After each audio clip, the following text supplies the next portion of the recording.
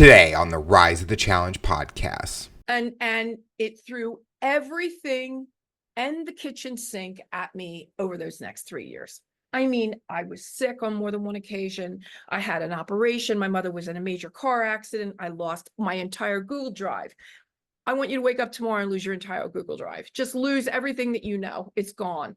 I could be here all day just telling you what happened to me. I lost a love. I lost my brother to cancer. I lost my sister at my brother's funeral.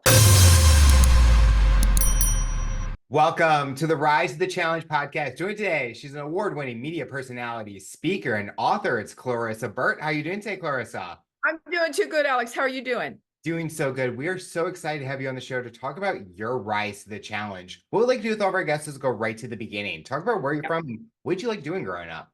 Born in Philadelphia, Pennsylvania, in a row home to just pretty regular, working class parents. And I, at a very early age, knew that I loved everything that had to do with stages and microphones. So I was Mary Poppins in the kindergarten. And after I got done my first rendition of Supercalifragilisticexpialidocious and got my first standing ovation, I was hooked, and I knew that there was a career in front of me somewhere. And that's basically how it got started. Just a regular kid, went to school and graduated high school. And I always knew, somewhere along the line, I just wanted to model, right? So again, going back to when I was a kid, it started out with, again, we had no internet, no computers, none of that stuff. But we had twice a year, the Sears catalog would show up at the door. And it was spring, summer, and fall, winter. And of course, that was really my foray, if you will, into the outside world. It was the way that I could sort of, fantasize about what could be, and just the models and the makeup and the clothes and how they were posing and all the things. Graduated high school, moved into New York. I graduated high school in New Jersey, moved into New York when I was 19, I think. And I started, anyway, long story short, I was picked up by Wilhelmina Models. I started modeling and wound up living in Europe for 30 years after that, mostly in Italy. So had a great modeling career, really the time of my life.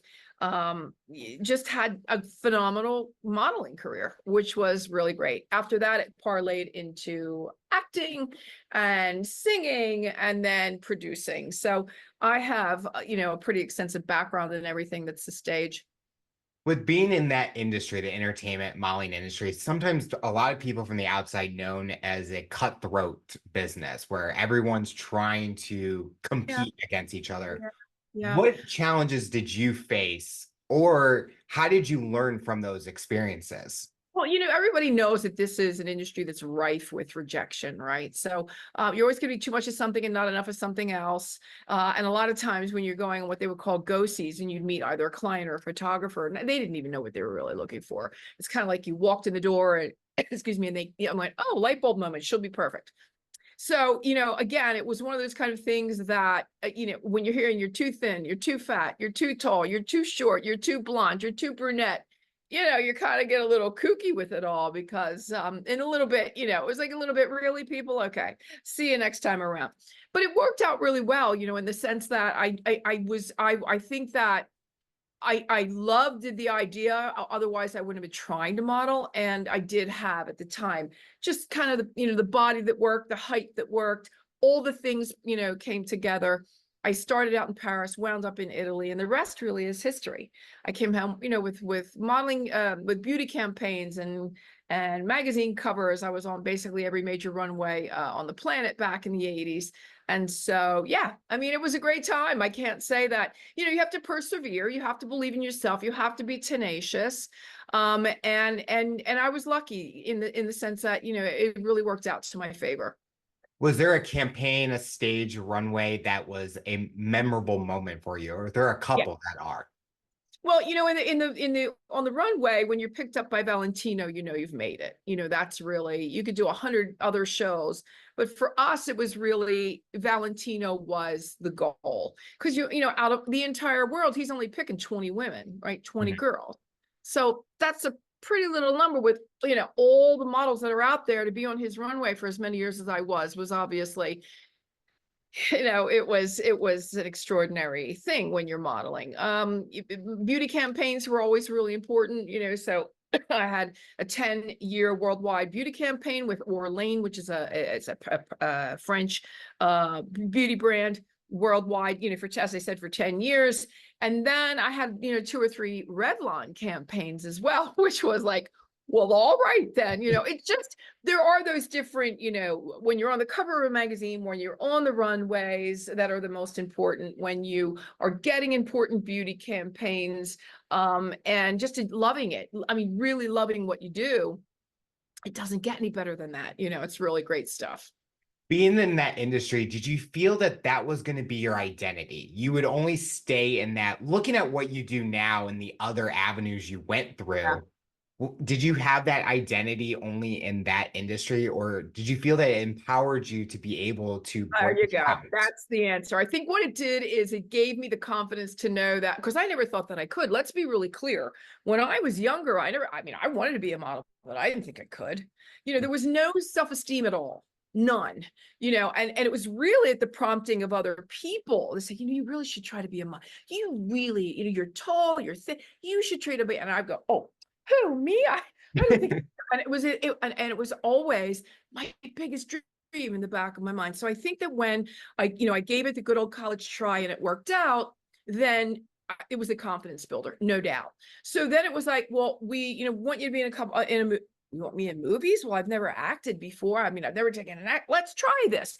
And so, when the opportunity arises many times, even if you don't feel that you're prepared, but it's kind of what you really want to do, I think you feel more propense to give it a try anyway, because remember, failure is your first attempt in learning, right? So even if you fail, it doesn't mean that that's it, you're never gonna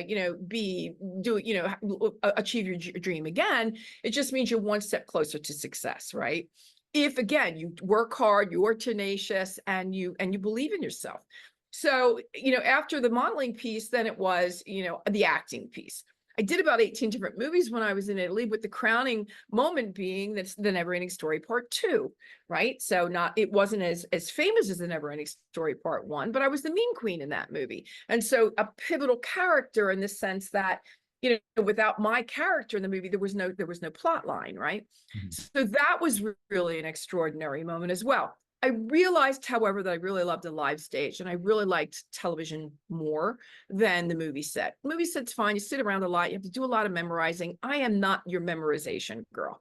I am really off the cuff, in the moment, make them laugh, have some fun, and the live audience with live television cameras is something like, it's inebriating. Let's just put it that way. Was there any kind of shows that you did that were fun for you? Yeah, I mean, almost all the shows that I did were fun for me. Back in the day, and I'm talking about, it started in 1990. They still had, in Italy, they had, like variety shows. So every week I would get my own song. And so that was a lot of fun too, because they said, you know how to sing? Well, I've never had a singing lesson either, but let's give it a try, and that worked out. So the singing part was really fun. And then we had a fake newscast where I was the newscaster, then I'd throw it out to people in the field, and the people in the field were all what would you call them? They were people that pretended to be a celebrity. What's the word I'm looking for? Oh, is that doppelgangers or? Yeah, well, it's what the heck is the word? Anyway, let's say, a fake, politician. It's a politician, but this guy pretended to be the politician. I'm not coming up with the word. I don't know why. But so anyway, we were doing this fake, this television newscast. It was just a blast. I mean, it was so much fun, and so I got to do a little comedy and to be a little, it was a little tongue in cheek. And then I had my singing moment. So yeah, that would definitely, I would think and it was on Sunday, Sundays, which all of Italy shuts down and is just glued to the TV. So it's also a really great way to, to have a phenomenal relationship with the country, really, because the things that we did were really endearing. I think that made people laugh and kind of took their minds off of things on a Sunday. When did you feel you were ready for that next chapter, that next challenge in a completely different industry? always know, Alex, because when it doesn't excite you anymore, when it starts to become a drag, when it starts to become a little bit, monotonous and tedious, when you just don't, you can feel you're not putting your 110% into it anymore. You can feel, and it's not because, it's just because you're getting growing pains. It's like when the pair of pants gets too tight, you buy a larger size, right? And that's kind of the way it is also, or at least it has been in my experience with the business. You start out as a model, then you become an actress, then on-camera talent. Then the next thing for me was I wanted to produce. I wanted to produce my own television show, my own television shows or television shows in general. So I took the Miss Universe pageant for 5 years, which turned out for me to be 3-hour live broadcasts in prime time television with 250 between, I had 100 girls and then another 100 press. And we had 5,000 people sitting in water in front of a castle in Calabria. So like my bleachers were actually built in the water to give you an idea of the grandeur, if you will, of the productions that I put on. So after that, I was already in my 40s then, and I just went, I need a break. I'm killing myself here. So I finished, doing some other things. Yeah, I was on QVC and HSN with my products in Italy, and then I shut it all down and moved back to the States. 30 years was enough time to know that I had done everything I was going to do there. I wasn't, in Italy, you have to you have to be either politically attached or, continue. And I wasn't. I was just a girl having fun, right?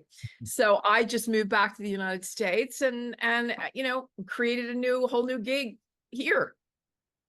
Looking at the time in Italy, what was kind of a memorable moment that's not specifically work related, but something about the culture, something about living there that you remember? I think my two private audiences with Pope John Paul would stick out for me the most because, now I'm a woman, I've never been married and I didn't have children. So my weekends were given to charities. And, charities would call, can you come this day? Can you come that day? We're having an event. Could you please come? And I never asked for a dime to do that. A lot of celebrities ask for money to go do charity. Mhm. And I never asked for anything for that. And so, send me a car or a plane, like whatever you need to get me there. Because remember, Italy's really long and really thin, right? So sometimes if you drive the whole thing, it'll take you 2 days. So depending on how, just send me the way to get there, cover my hotel for a night, and I'm happy to come. And I think that, I did that for a lot of years. And that's when the Vatican picked up on my social work. And that's why I had the two private audiences, Pope John Paul. So not only did I have a really cool time, just flitting all over Italy and having a blast and really feeling good about what I was doing, but then to be recognized for that as well by the Pope was one of the coolest things on the planet. Having that kind of personality image where you're recognized and like from the production, was that hard when you're going to that next chapter and having that pressure? Or when you're going back to the States, it's like a fresh start. Yeah. Maybe people don't know who I am, and I can really showcase my creativity and everything that I can offer. Yeah. No, when I was a little girl, I always wanted to be rich and famous. And, I had made a very good amount of money and I think I reached enough fame for the moment. When I came back here, it was a whole different ballgame because I now live in a place that's called Cave Creek, Arizona. And it's basically North Scottsdale, but it was a whole, I don't know my neighbors, and I've been here 22 years, but I really didn't know I didn't even know my neighbors, I knew no one. Why did I choose here? Because my family moved here in the interim, they had all moved here from the East Coast. So I figured if I'm going to go home, I want to be with my family.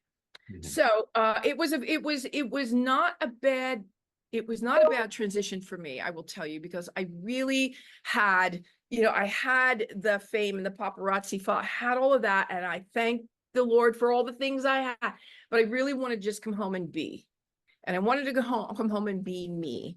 And that's what I was. And so I took about 10 years off, which was great to sort of just travel and go and do things and join networking groups and just sort of figure out who I was going to be in the next iteration of my life. And that's when I decided, about 5 years ago, when I turned 60, that's when I said, I'm going to start, the online multimedia platform, consisting of television, a podcast, and a digital magazine. Here's the summer edition of In the Limelight with Clarissa, just came out a couple of weeks ago. And then I wanted to write the book, and the book was really an important piece for me because, it was a piece about self-esteem. And remember when I had told you way back in the day, for a million reasons, I had no self-esteem. I didn't even know what I didn't know what was a thing. And you won't remember this, but I will. And I think I might have said this before. I don't remember. But, when I was a kid, there was no internet. There were no computers, but there were 3 bookstores. It was Walden Books, Border Books, and Barnes and Noble. And so in the back, Alex, there was a little section called self-help. In that little self-help section, there must have been 40 or 50 books, no more. And I devoured that self-help section.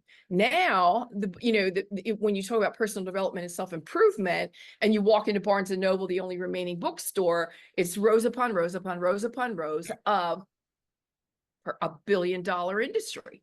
Right. So, to the point, people are constantly looking for guidance, assistance, a way out, explanation, support, all the help, all the things. Right. So, the next part really was the most important thing. And my book is in Barnes and Noble. It's on the shelves, and it's been there for the last 2.5 years. It just is there. And the really cool part, every time I walk in, honestly, I was in Chicago last weekend, and I went to bed, there it was, and so I took, I signed the books, and I have a bookstore close by, and my books are still there, which is really amazing. And you may not know these names or not. It goes it goes Tabitha Brown, Brene Brown, Clarissa Burt, Dr. Deepak Chopra, and Dr. Joe Dispenza, all on the same shelf, right? So, pinch me, just pinch me.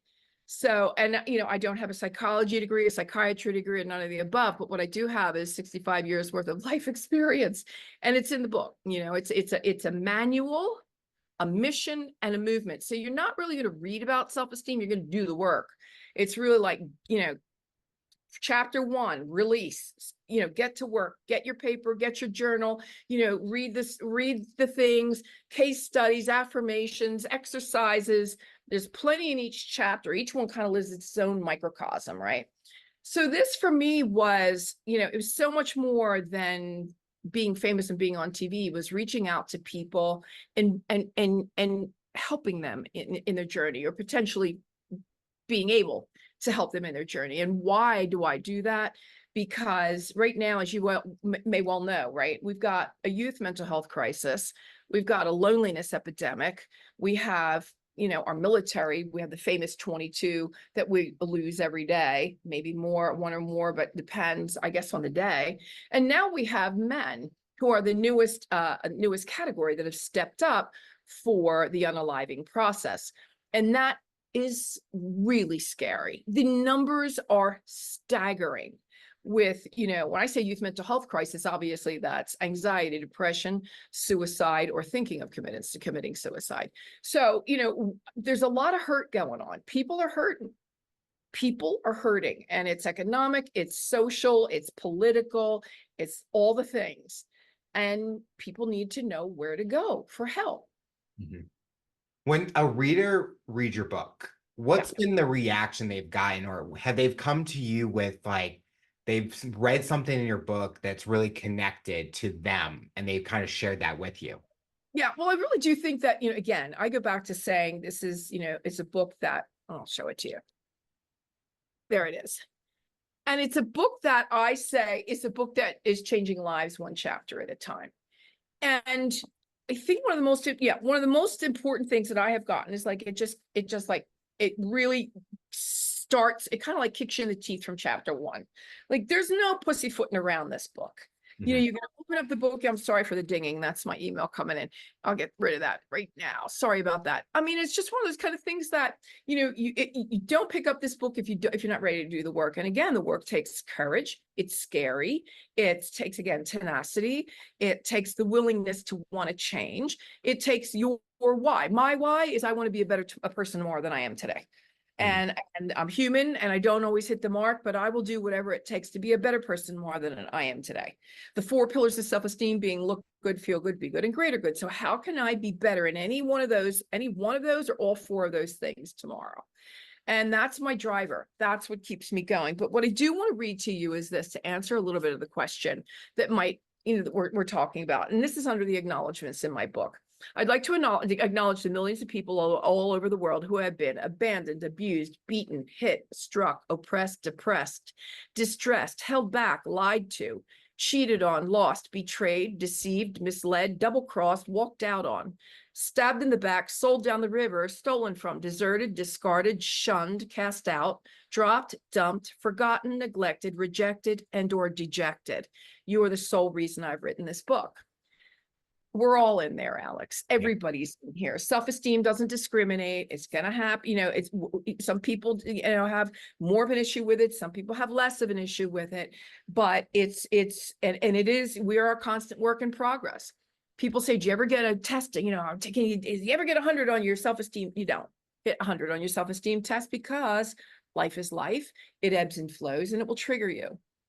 And what I like to say is that when you have the tools in the shed that you need on any given day, whether it's my book, courses, classes, other books, just continue. It's your sacred duty to do the work on yourself. You must continue to do the work on yourself. Find the time to read at least a chapter a day in a book that's going to uplift you, and be insightful, to be educative and informative about, again, how you can be a better person more than you are today. A big part of your story and your rise of the challenge in the last few years, a lot has happened, and the battles that you faced. Talk about those experiences and how has that played an impact on you? On the battles that I have faced? Yes. Well, I mean, the last 3 years have probably been some of the most difficult in my life, straight up. One of the fun things that I'd like to add to that, though, I don't want to sound like dramatic and gloom and doom, although it was gloom and doom for a while, is that, funnily enough, as things started to, it was almost as though when the book dropped in November of 2021, that's the first day it kind of hit Barnes and Noble. I think that I within 2 days I had COVID. And not just COVID for 2 weeks with high fever that wouldn't break, and I was twice to the hospital. So the book didn't get straight up, like straight out of the gate, the love that you're supposed to give to a book that was picked up by a New York City publisher. I just couldn't do it. I was too sick. Then we were it was December. So then we were like in Christmas. Nobody's going to listen to you over the holidays. So it really didn't pick up until almost mid-January, a little bit like, I dropped my book a month ago. It's a month later. Now I missed the window completely for, the get on the bestseller list at Amazon, and all missed it because I was sick. Right. So, it was almost as though the universe had said to me, oh, you wrote a book about self-esteem, did you? Oh, that's cute.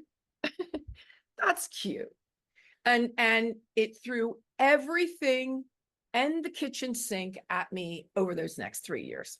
I mean, I was sick on more than one occasion. I had an operation. My mother was in a major car accident. I lost my entire Google Drive. I want you to wake up tomorrow and lose your entire Google Drive. Just lose everything that you know. It's gone. I could be here all day just telling you what happened to me. I lost a love. I lost my brother to cancer. I lost my sister at my brother's funeral. It was just loss for 3 years. And what it did when I wasn't living, either in despair or feeling some depression or wondering where my way was going. What really was cool about that whole thing was this book, and that I had done in that same period of time, 250 podcasts, teaching and preaching to others how to make it through, while I didn't understand how I was going to get through the day. So it was the most cathartic process. I was lower than an ant's belly. Honestly, I truly was. I mean, I was emotionally just destroyed. There wasn't anything else that you could throw at me.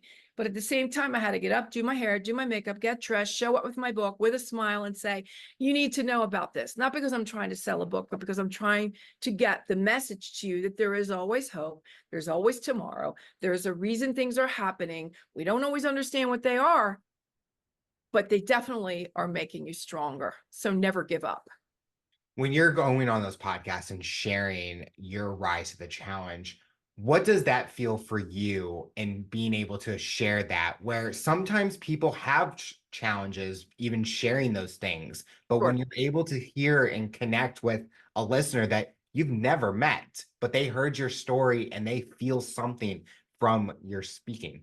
Yeah, I think one of the most important things is that mostly when I finish whatever, because again, you have to remember that, speaking about self-esteem and depending on the show and the show host, I could be speaking to a group of 14-year-old teenagers. I could be speaking to a group of women that are going and just had mastectomy and lost all of their hair due to cancer, a cancer diagnosis. I could be speaking to an 80-year-old man who understands that he only has a certain amount of time left, and that he potentially didn't live his life the way he wanted to, or that he's lost connection with and hope with family member, whatever the case may be.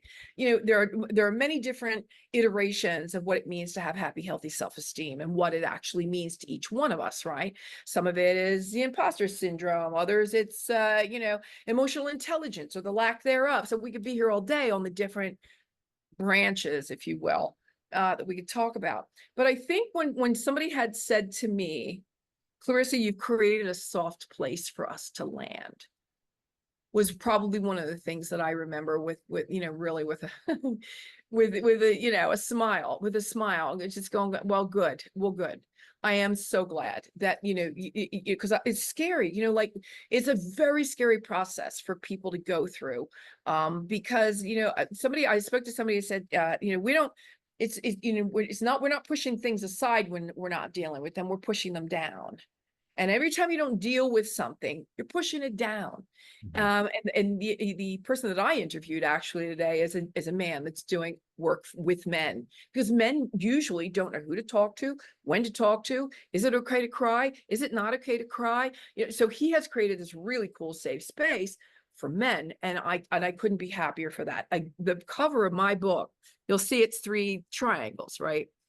When I first got it back from the publisher, it was pink, yellow, and orange. And it was great, beautiful, perfect, real feminine, would have jumped off the shelves. And the only change that I asked was, could you please make my cover blue? But just on the off chance that a man wanted to pick it up in the personal development aisle. And when I dropped the book a year and a half ago in Italy, all of the events that were created for me around the country to go to and speak about the book, half of the room, honestly, Alex, this is the truth, half of the room were men. Half of that room were men, because again, doesn't discriminate. Men hurt just as much as women hurt, right? Everybody hurts. Again, it doesn't discriminate. Something our listeners like to learn even more about our guests. When you're not working, what does Clarissa like to do for fun that maybe people don't know you like to enjoy? I'm addicted to TikTok right now. I know that really did turn. I'm telling you, man, I first thing in the morning, last thing at night, if I wake up during the night, if I want to take a little break, funnily enough, I get a lot of really great information on there. I just get great information. I love to thrift, and I love to be in the kitchen making non-toxic cosmetics and non-toxic products for the home. Okay. I love how you mentioned the TikTok, because you talked about you learn a lot from it. I'm getting so many recipes from like Instagram reels and Facebook videos that I will be sending my mom. We're just sending each other recipes. And it makes me get excited every week. I'm like, okay, which recipe am I about to do? And I'm on non-toxic talk right now, which is really non-toxic talk. The final question I'll ask you, for someone that's listening to this interview based on your journey and experience, what tips or advice would you give them to overcome obstacles, accomplish their goals, and rise to the challenge? Just never, we talk a lot about, I am enough, you are enough, we're enough, everybody's enough. But then one day I looked up the definition of enough, and here's the definition: only as much as is required. I'll say it again. Only as much as is required. So just by definition, the word enough isn't enough. When we're talking in this context. So the new mantra is, and I leave it for all to use it at your discretion, and I hope you use it all the time, is I am so much more than enough. I am so much more than enough. And enough by whose standards? Is there an enough panel somewhere that decides, like, you get an A, you get a B, you get a C? No. Just be really happy that you get to be you, because whatever it was that created you, you can use whatever, divine source, universe, God, Buddha, up to you. They knew exactly what they were doing when they created you. So it's not up to you to second guess that. Just be you. Another thing I'll leave you with is this, Alex, because I love talking about this too. A lot of the things we talk about are perception, right? And so we always hear about the grass being greener on the other side. Is the grass really greener on the other side? Or may I offer that the grass is always greener where you water it? Mhm. Number one. Number two, is it really grass or is it astroturf? In other words, is it your perception of what you think you see, or is it truth? And we must be really careful about that, especially on social media. Never comparing yourself to anyone else. You're not on their journey. They're not on yours. Do what's right for you. Make sure that it serves you. Make sure whatever information you're getting, wherever you're getting it from, and that could be from family, it could be from friends, it could be from your educational institutions, it could even be from your faith, wherever it's coming from. If it doesn't work for you, as long as you are being a better person, want to be a better person more than you are today, obviously, you really, you're in this to win it. Like you really want to be a great person. This is what you show up to the table with. Your value system is another one that I think I got lost on that concept, but I think I got lost in that concept because I wanted to talk. What was that? Yeah. Sorry, I do this a couple of times because there's so much I want to get into a short amount of time. Your value system, right? It's really important. It's the blueprint of who you are, not only with relationship to self, but the relationship with everybody you're going to have anything to do with, right? So the value system that you bring to the table needs to be the hill that you die on. And mine is, I take the high road: honesty, integrity, gratitude, and honor. And you can guarantee that when you have anything to do with me, you're going to get them all radically. So yeah. Well, Yeah. Clarissa, I want to thank you so much for coming on the show and talking about your rise to the challenge. You're inspiring so many people, and we are excited to see what the future looks like for you. Thanks, Alex. I'm thrilled to have been here. What a great show host you are. Wow. Tune in next time to hear my next guest talk about their rise to the challenge. Remember to follow, subscribe on all major audio platforms, and make sure to subscribe to our YouTube channel to get a full-length episode in video format. What path do you take to accomplish your goals? You decide.